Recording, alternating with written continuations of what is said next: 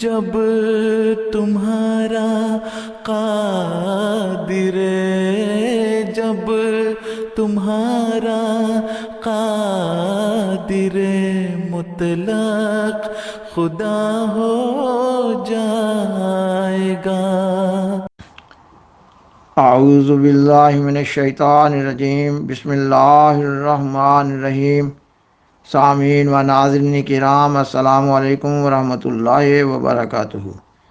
ایک شخص عامر حق نے 26 سے 27 دسمبر 2021 کے درمیانی شب FM زیتون یوٹیوب چینل پر جماعت احمدیہ مسلمہ کے خلاف 2 گھنٹے تک ایک لائیو پروگرام پیش کیا ہے اور خاکسار اس پروگرام پر اپنا تجزیہ اور تبصرہ پیش کر رہا ہے، اور اس سلسلہ میں خاکسار کے پروگرام کی یہ تیسری قسط ہے۔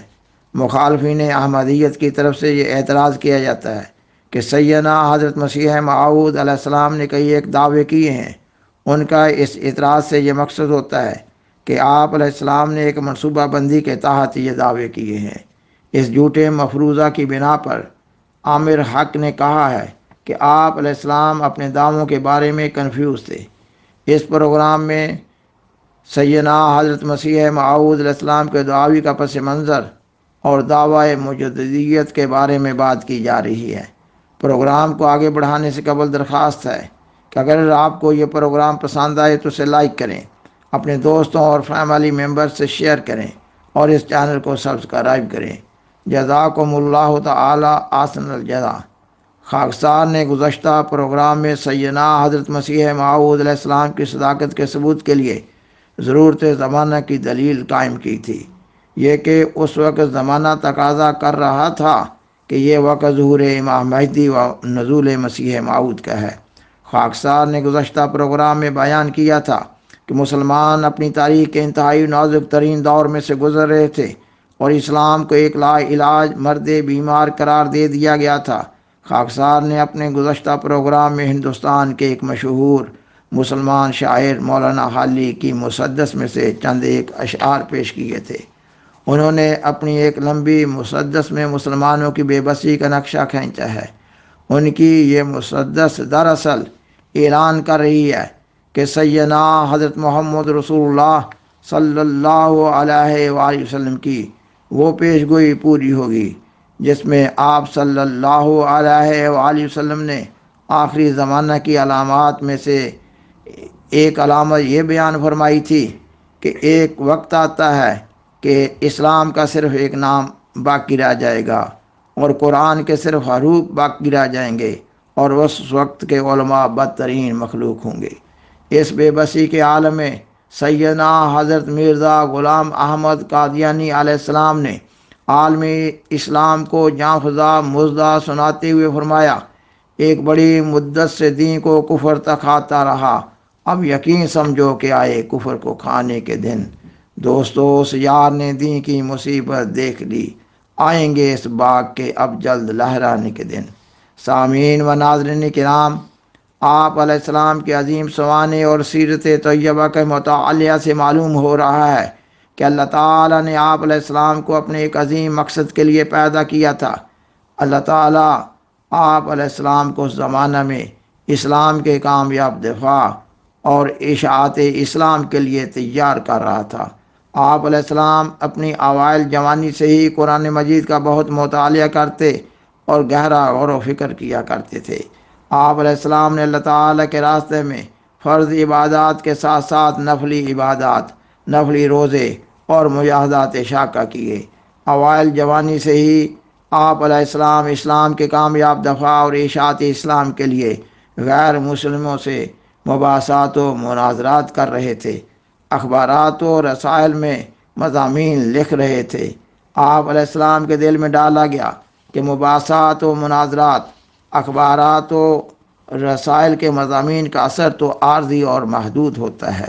آپ علیہ السلام کے دل میں القاء کیا گیا کہ آپ علیہ السلام قرآن مجید کی حقانیت اور سیدنا حضرت محمد رسول اللہ صلی اللہ علیہ وآلہ وسلم کی صداقت کے ثبوت میں ایک محکم و مستحکم معرکۃ الآراء کتاب لکھیں، اور پھر آپ نے ایک کتاب براہین احمدیہ کے نام سے لکھنی شروع کی۔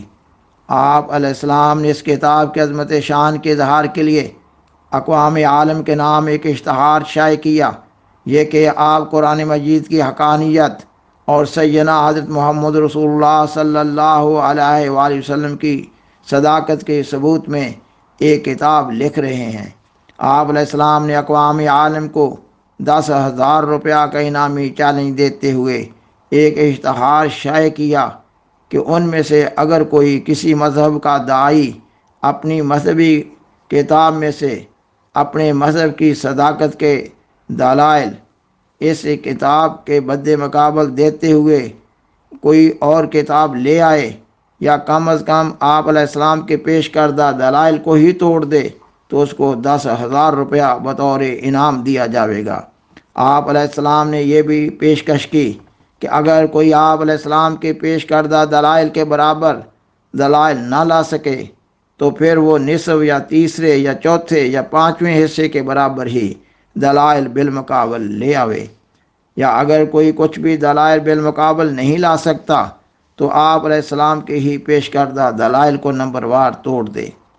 سامعین و ناظرین کرام، آپ علیہ السلام نے اپنی اس کتاب میں غیر مذاہب کے بالمقابل اسلام کی حقانیت و صداقت، شان و شوکت، افضلیت و اکملیت کا بدلائل ثبوت فراہم کیا ہے۔ آپ علیہ السلام نے اپنی اس کتاب میں عقلی اور نقلی دلائل کے ساتھ ساتھ صداقت اسلام کے ثبوت میں اللہ تعالیٰ کے ساتھ اپنے شرف مکالمہ و مخاطبہ کو اپنے روحانی تجربات اور تازہ نشانوں کے طور پر تحریر کیا ہے۔ آپ علیہ السلام نے فرمایا کہ ہمارا خدا آج بھی اپنے بندوں سے بولتا ہے، اگر کوئی ثبوت چاہتا ہے تو وہ آپ علیہ السلام کے پاس آئے۔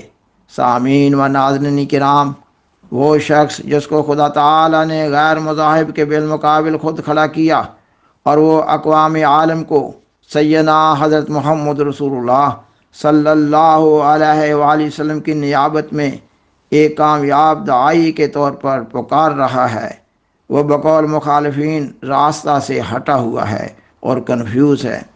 مخالفین کی جہالت پر یہی کہا جا سکتا ہے، عقل کے اندھوں کو الٹا نظر آتا ہے۔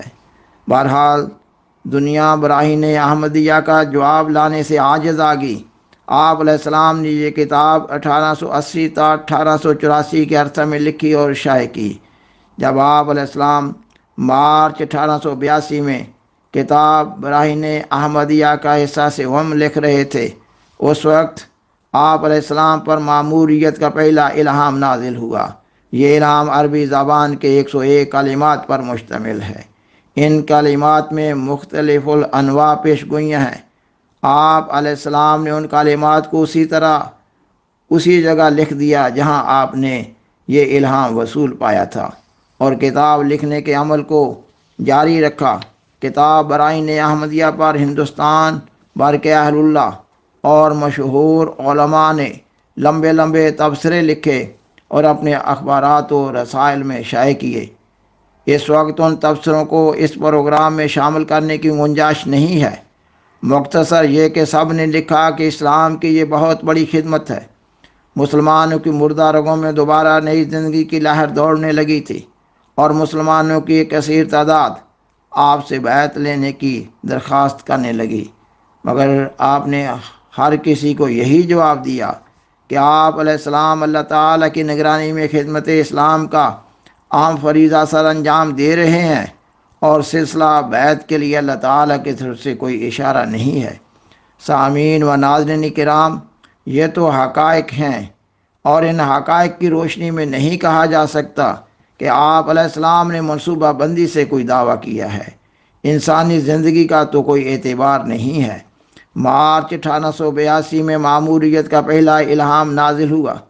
آپ علیہ السلام نے اپنے اللہ تعالیٰ کی نسبت سے اس الہام کو انتہائی احتیاط سے دیکھا اور صرف اپنی کتاب میں اس کو لکھ دیا اور اپنی طرف سے کوئی علیحدہ اعلان نہیں کیا، اور پھر 3 سال مزید گزر گئے۔ کیا اس کو منصوبہ بندی کہتے ہیں؟ مارچ 1885 میں آپ علیہ السلام کو پھر حکم ہوا کہ آپ اپنے مجدد وقت ہونے کا اعلان کریں۔ تب آپ علیہ السلام نے اپنے دعوی معموریت و مجددیت کی تشہیر کرتے ہوئے مذاہب عالم کے مقتدر رہنماؤں کو اذن الہی سے نشان نمائی کی عالمگیر دعوت دی۔ آپ علیہ السلام نے دنیا بھر کے سربراہ لیڈروں کو پیشکش کی کہ اگر وہ صداقت اسلام کا کوئی واضح اور روشن نشان دیکھنا چاہتے ہیں تو آپ علیہ السلام کے پاس آویں اور کم از کم 40 روز تک قیام کریں۔ ان کے اخراجات سفر و قیام وغیرہ برداشت کیے جائیں گے۔ آپ علیہ السلام نے یہ اشتہار 20,000 کی تعداد میں اردو اور انگریزی زبان میں شائع کیا۔ آپ علیہ السلام نے یہ اشتہار رجسٹری کر کے ایشیا، یورپ اور امریکہ کے تمام معروف سیاسی لیڈروں، مقتدر رہنماؤں اور معروف مذہبی لیڈروں کی خدمت میں بھجوائے۔